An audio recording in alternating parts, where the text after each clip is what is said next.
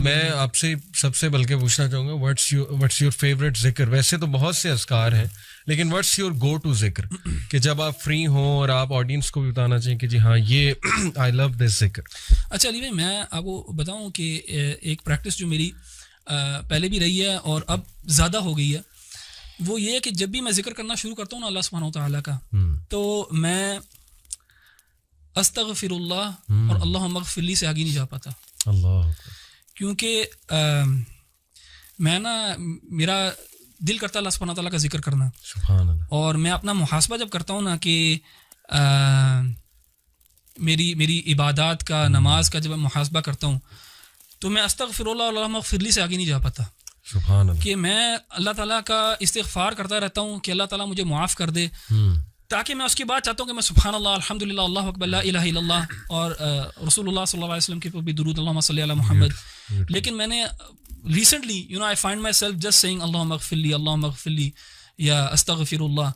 تو پرسنلی آج کل جو ہے نا، اگر میرا ذکر جو سب سے زیادہ یہ ہے تو وہ یہی والا ہے، اور وہ میری پرسنل جو اسٹیٹ ہے آج کل جس میں میں اپنے آپ کو پاتا ہوں اس وجہ سے. اینڈ اکارڈنگ ٹو حدیث جو کثرت سے استغفار کرے گا اللہ اس کے تمام جو ہے وہ. ابن تیمیہ رحمہ اللہ سے کسی نے پوچھا نا کہ اللہ کی تحمید زیادہ بہتر ہے کہ استغفار زیادہ، تو آپ نے اس کی بڑی پیاری مثال دی. آپ نے کہا کہ جب آپ نے کسی کو کسی جگہ پہ پرفیوم لگانا ہو کسی کپڑے کو، تو سب سے پہلے you have to wash it.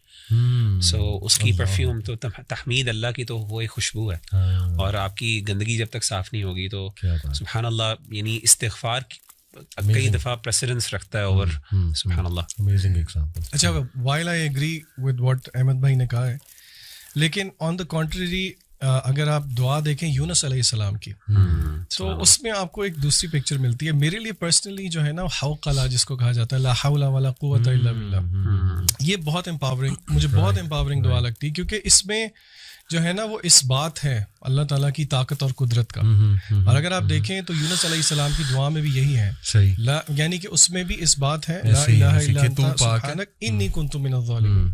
تو میری گو ٹو پرسنلی، اور کیونکہ حدیث میں آیا بھی ہے کہ عرش کے خزانوں میں سے ایک خزانہ ہے، تو اور ہم نے علماء کو کہتے ہوئے سنا بھی ہے کہ if you want to see miracles happening, یہ کسی حدیث میں نہیں ہے، تو ٹرائی لا حول ولا قوت الا باللہ 100 دفعہ نہیں، وہ کہتے ہیں 500، 1000، 1500، 2000 دفعہ کر کے دیکھیں تو صحیح، پھر دیکھیں کہ آپ کی زندگی میں کیا جو ہے نا معجزے ہوتے ہیں. اچھا، احمد بھائی نے بات کی رمضان کی، قرآن کی اور دعا کی، یہ تو ہے ساری عبادت. اگر آپ پارے کے شروع میں آ جائیں تو اس میں ایک بڑی انٹرسٹنگ چیز ہے، بار بار سائنٹیفک چیزوں کی طرف جانے کو بہت دل کرتا ہے.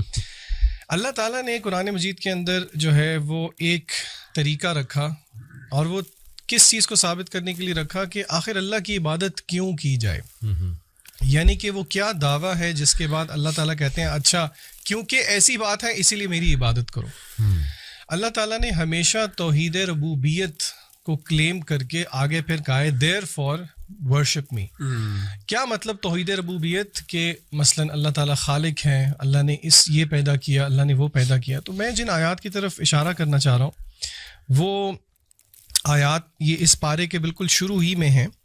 اللہ تعالیٰ فرماتے ہیں ان فی خلق السماوات والارض واختلاف اللیل والنہار والفلک. لمبی آیت ہے بیسیکلی، جس میں اللہ تعالیٰ نے تخلیق کا ذکر کیا، آسمان اور زمین کا، دن اور رات کے ہیر پھیر کا ذکر کیا، کشتیوں کی جب وہ دریا پہ چلتی ہیں لوگوں کو فائدہ دیتی ہیں، آسمان سے جب بارش برستی ہے، یعنی کہ it is the manifestation of Allah تعالیٰ کریشن.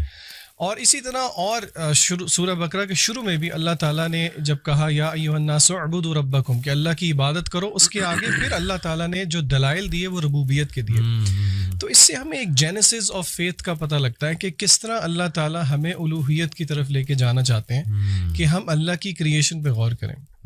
دیکھیے یہ تھیوریٹیکل بات نہیں ہے. آج کل اس کو اگر ہم پریکٹیکلی مینیفیسٹ کریں تو ہم سوچیں کہ وہ کون سی چیزیں ہیں جو کہ ہنڈرنس ہیں میرے اور آپ کے لیے کہ ہم غور و فکر کریں اللہ تعالیٰ کی تخلیق میں. آپ کو یاد ہوگا پچھلے سال ہم ایک ٹرپ پہ گئے تھے سب اکٹھے، اور اس ٹرپ پہ ہم نے کیا کیا تھا؟ ڈیجیٹل ڈی ٹاکس کیا تھا.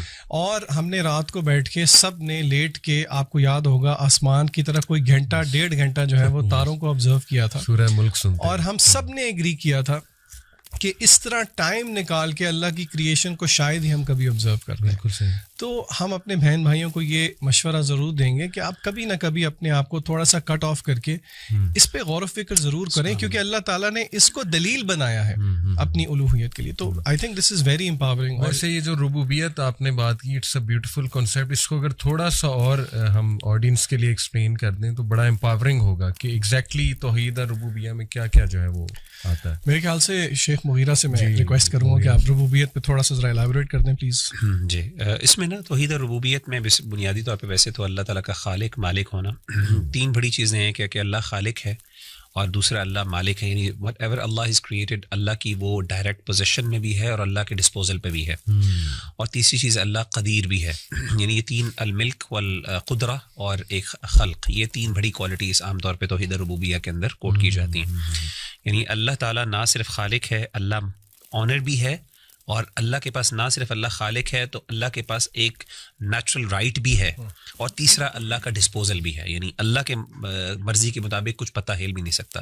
یہ تین کوالٹیز جو ہیں یہ پرائمریلی ایک توحید ربوبیت کا کانسیپٹ ہے, اور میں سمجھتا ہوں جس بندے کے اندر توحید ربوبیہ کا کانسیپٹ صحیح معنوں میں انٹرنلائز ہو جائے نا, وہ کبھی بھی شرک نہیں کر سکتا, کیونکہ توحید ربوبیہ necessarily necessitates actually in fact to الوہیہ. اور یہی اللہ تعالیٰ نے ہمارے ہاں عام طور پہ بعض دفعہ یہ کہہ دیا جاتا ہے کہ توحید الربوبیہ بندے کا پرفیکٹ ہے, توحید الوہیہ نہیں. صحیح اس میں جو محققین کی رائے وہ یہی ہے کہ توحید الربوبیہ اگر ایگزمپلری ہو تو it should necessarily lead to توحید الالوہیہ, اور جو بندہ ایکچولی میں انٹرلائز کرے کہ مالک بھی اللہ ہے, خالق بھی اللہ ہے, اور قدرت بھی اللہ کی ہے, تو یہ ساری چیزیں باقی why is anyone a third person worthy of worship in that,